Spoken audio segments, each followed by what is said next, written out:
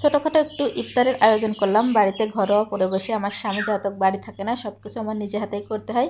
মাদ্রাসার কিছু ছেলেপেলে ও কিছু প্রতিবেশীদের জন্য একটু আয়োজন করলাম, যতটুকু সম্ভব আমি চেষ্টা করেছি। আসসালামু আলাইকুম, মেঘবালিকার নতুন ভিডিওতে আপনাদের স্বাগতম। আজকে একটা লং ভিডিও নিয়ে আবার আপনাদের মাঝে চলে আসলাম। আমার ফেসবুক প্রোফাইলের নাম মেঘবালিকা এবং আমার ইউটিউব চ্যানেলের নাম MST রিয়া। আশা করি সবাই ভালো আছেন, আপনাদের দোয়া ও ভালোবাসায় আমিও ভালো আছি।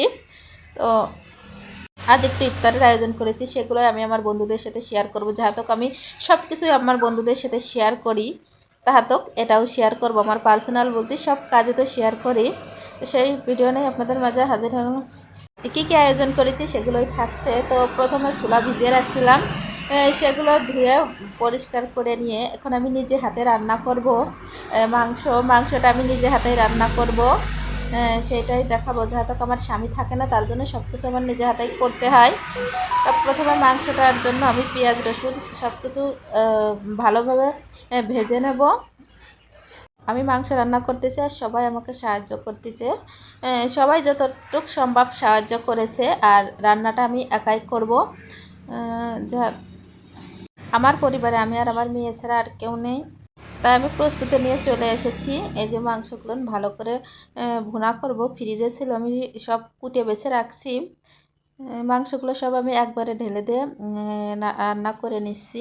রান্নাটা হয়ে গেলে তারপরে বাকি কাজগুলো করব। আমি যেভাবে রান্না করি সেভাবেই রান্নাটা করলাম। তো সবাই দেখে বলবেন কেমন হয়েছে রান্নাটা। আসলে আমার বাড়িতে কেউ নেই, সেজন্য সব কিছু আমাকে করতে হয়। তবুও আমার খুব ভালো লাগে নিজে হাতে রান্না করতে। আর নিজে হাতে রান্না করে যদি সবাইকে খাওয়াতে পারি, তাহলে তার আনন্দটাই আলাদা। তাহলে কোনো কষ্ট মনে হয় না। এমনিতে আমার রান্না করতে খুব আলস্য লাগে, কিন্তু যখন কারোর জন্য কিছু করা হয় তখন খুব ভালো লাগে এবং মনটা আনন্দে ভরে ওঠে। মনে হয় যে সব কিছুই নিজে হাতে করি, তখন যেন কোনো ক্লান্তি কিংবা কোনো আলসেমি কোনো কিছুই থাকে না। তো রান্না করতে করতে এই যে পানি দিয়ে দিলাম, কষানো হয়ে গিয়েছে। একটু পানিটা একটু বেশি দিয়ে ফেলেছিলাম, আমি বুঝতে পারিনি, সেজন্য একটু ঝোলটা বেশি রাখা হয়ে গেছিলো। প্রথমে অল্প পানি দিয়ে নিছি, আমি বুঝতে পারিনি যে মাংসটা ফ্রিজে রাখছিলাম, তার জন্য পরে ঝোল উঠবে। কালারটাও মাশাআল্লাহ অনেক সুন্দর হয়েছে। যাই হোক, এভাবে আমি কখনো এতগুলো লোকের রান্না করিনি, কিন্তু প্রথম করলাম, তবুও ভালো লাগছে। বুঝতে পারিনি পানি এত হয়ে যাবে। তো যাই হোক, মাংসটা রান্না হয়ে গিয়েছে। এদিকতে চুলাটা দিয়েছিলাম আমার জার কাছে সিদ্ধ করতে, কিন্তু যা সিদ্ধ করেছে তাতে লবণ দিই না, আর আমি লবণ দিয়েই একবারে হচ্ছে গিয়ে সিদ্ধ করি। এদিকতে তাই আমি লবণ দিয়ে আবার ভালো করে সিদ্ধ করে নিচ্ছি। এদিকতে চাল আর ডালগুলো একসাথে মিশিয়ে রাখলাম। এই যে চাল আর ডাল একসাথে মিশিয়ে নিলাম। যে মাংসটাও রান্না হয় নাই, একটু হচ্ছে গিয়ে তিহারির মশলা দেবো ওর ভিতর, যাতে একটু সেন্ট আসে। দেখতে চুলাটা সেদ্ধ করা হয়ে গেছে, আলুগুলো ভালো করে মাখিয়ে নেব। নিয়ে চুলাটাও আমি নিজে হাতেই রান্না করব।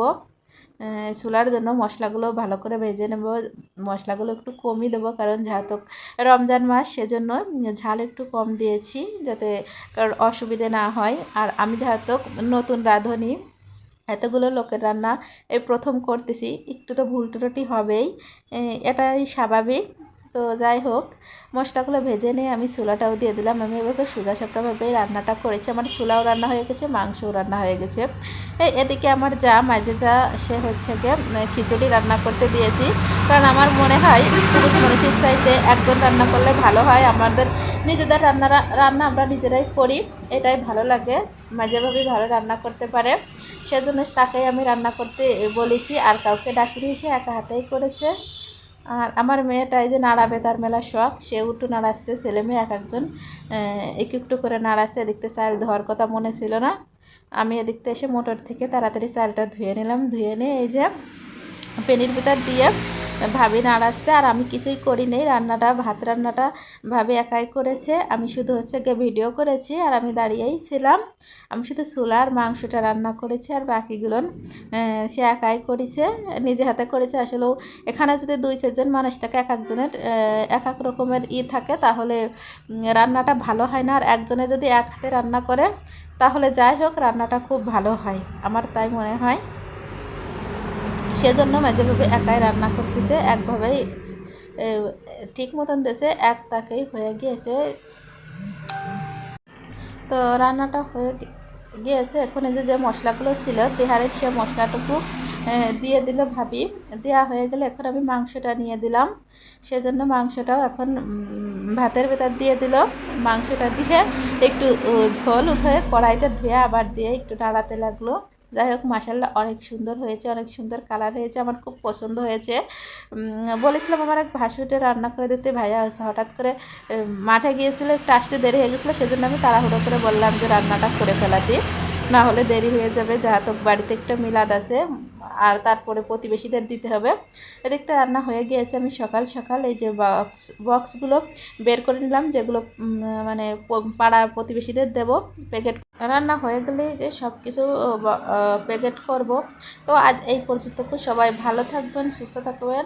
সবাইকে অসংখ্য ধন্যবাদ। যদি ভিডিওটাকে ভালো লাগে তাহলে লাইক কমেন্ট শেয়ার করে পাশেই থাকবেন।